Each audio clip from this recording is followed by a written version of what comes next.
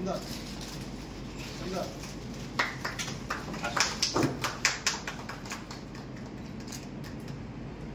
মধ্যে যে যেমন অবস্থায় ছিলাম সেই অবস্থায় মোটর আমাদের লে ছিল, অলরেডি সবকিছু ওকে ছিল। আমরা গিয়ে ফায়ার করি ওখান থেকে, সেই জায়গার আমরা ছাড়ি। সেই জায়গা ছাড়ার পর অন্য জায়গায় যাই, সেখান থেকেও আমরা ফায়ার করি, মিনিমাম 12 বোম ফায়ার করি। সেখান থেকে ছাড়ি জায়গা, অন্য জায়গায় গেলাম। সেখানে গিয়ে যখন ফায়ার করি তখন মাথার উপর দিয়ে আমাদের পুরো কন্টিনিউ ডাইরেক্ট ফায়ার চলছিল, ছোট হাতিয়ারগুলোর যেগুলো বড় আছে, ডাইরেক্ট ফায়ার চলছিল আমাদের। হ্যাঁ, হ্যাঁ, ও প্রান্ত থেকে চলছিল, আমাদের থেকেও চলছিল, ওদের কাছ থেকেও চলছিল, আমরা দেখতে পারছি।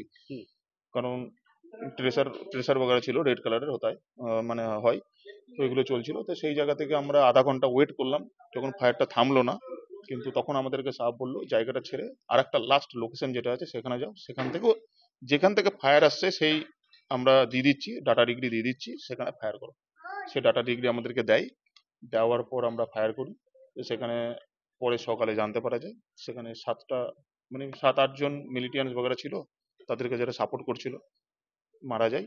তারপরে সেখানকার যত পাকিস্তান রেঞ্জার বগেরা ছিল তারাও সেখান থেকে চলে যায়, দৌড়িয়ে ঘাঁটি ছেড়ে চলে যায়, পুরো একদম পোস্ট ছেড়ে চলে যায়। তা আমি আমি এসছি 20 ডেজ হলো ছুটিতে, তো ছুটির আগে পর্যন্ত তারা এখন পর্যন্ত রিটার্ন আসেনি এখনো। হ্যাঁ, পাকিস্তান পাকিস্তান পোস্টে ইয়া সেখানকার যারা আছে তারা আর আসেনি। তো আমি ছিলাম হচ্ছে সাম্বাতে ছিলাম, জম্মুর আন্ডারে পড়ে, আইনগর সেক্টর, সেখানে ছিলাম। ক্ষয়ক্ষতি ওদেরই হয়েছে, আমাদের তো কিছুই হয়নি। কারণ আমাদের তো ওরা যেগুলো ফায়ার করেছে সেগুলো সব গাছে লাগছে, না হলে কারণ আমাদের ডিফেন্স বানানো আছে সামনে, ডবল ডিফেন্স বানানো আছে, টোটাল 3টে লাইন বানানো আছে।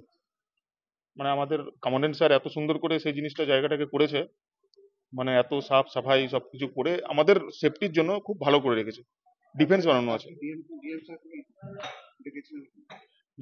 ডিএম সাহেব ডেকেছিল এই কারণে যে ডিএম সাহেবকে আমাদের কমান্ডিং অফিসার তরফ থেকে লেটার পাঠানো হয়েছিল যে আমি সেই রাতের বেলায় আমরা ফায়ার করেছিলাম, তাতে আমাদের জখমি হয়েছে, মারা গেছে অনেকজন।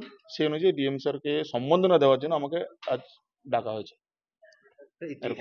দেশের জন্য এত বড় একটা অপারেশন সাকসেস করার পর কেমন অনুভূতিটা? খুবই ভালো লাগলো।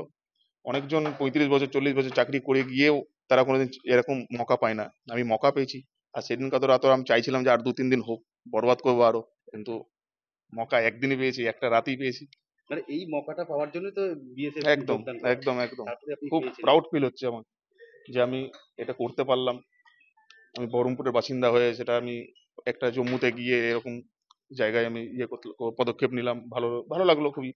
আর চাই এরকম হোক, আমি তো চাই, কারণ হচ্ছে আমি একদম জবাব দিতে রেডি, কারণ সে যদি চোখ দেখায় তাকে তো ছাড়বো না। কেমন লাগছে এই সম্বর্ধনা পেয়ে? খুবই ভালো লাগছে, ডিএম সাহেব খুবই ভালো, খুবই ভালোভাবে কথা বললো, সবকিছু। 8-9 আপনারা ব্যাটালিয়নে কতজন ছিলেন? 8-9 মে। আপনারা ব্যাটালিয়নে কতজন ছিলেন? আমরা টোটাল যে জায়গা থেকে ফায়ার করছিলাম আমরা টোটাল ছিলাম 8 থেকে 9 জন ছিলাম। আর আমরা 8-9 জনই করছিলাম এক জায়গা থেকে, আর বাদ বাকি যারা ডাইরেক্ট ফায়ার করছিল তারা তো আগে থেকে করছিল, ছোট হাতিয়ারে তারা করছিল, আর আমরা 8 জন ছিলাম যেটা বড় হাতিয়ারে করছিল, মানে বোম যেগুলো পড়ে সেগুলো আমরা করছিলাম। আমার নাম শুভজিৎ রায়, আমার বহরমপুর কাশিমবাজারে বাড়ি। কেমন লাগছে আপনার?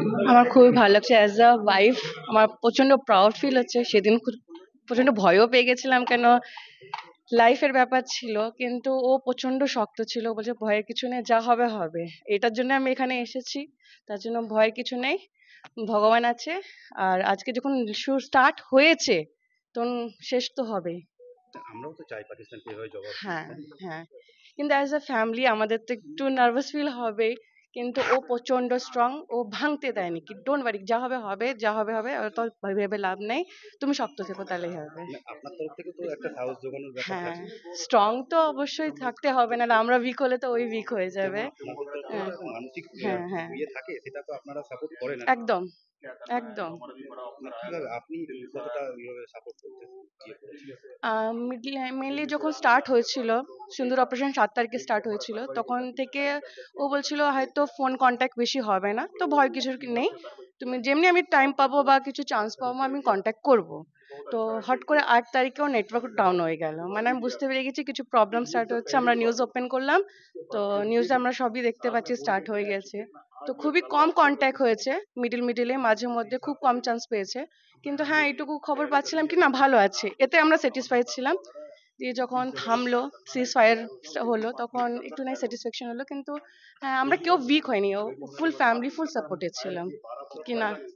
প্রচন্ড, খুবই টেনশন, মানে আমরা, ও মানে অ্যাকচুয়ালি হিন্ট, প্রপার হিন্ট তো দিবে না কেন, যতই হোক সবাই ঘাবিয়ে যাবে, কিন্তু ও বলছিল স্ট্রং থাকবা, ভয়ের কিছু নেই, আমরা সবাই একসাথে আছি, কোনো ব্যাপার নেই, যেটা হবে হবে। এর জন্যই আমি বিএসএফ এসেছি। তো রিয়া রয়, ফোনে যোগাযোগ হচ্ছিল, হয়তো কিছু সেকেন্ডের জন্য কথা বললো, ফোন নিয়ে নিল, এরকম টাইপের। প্রচন্ড, মানে আমি ভাবতে পারিনি, ও আমাকে বলছিল এরকম হবে হবে, তো অনেকে হবে হয়তো, নাকি। কিন্তু কালকে যখন বললো কি না সত্যি ডেকেছে, আমার খুবই ভালো লেগেছে, আমি খুবই এক্সাইটেড ছিলাম দেখার জন্য। প্রচন্ড রিস্ক থাকে। হ্যাঁ, অ্যাকচুয়ালি জেনেই তো আমরা আগে বেড়েছি, ও বিএসএফ সবকিছু জেনে এক্সপেক্ট করে আমি ওর সাথে আগে লাইফে আছি, আমি ওকে ফুল সাপোর্ট করবো আগের জন্য। আমি হাউসওয়াইফ। রিয়া রয়, কাশিম বাজার, এক টাইমে।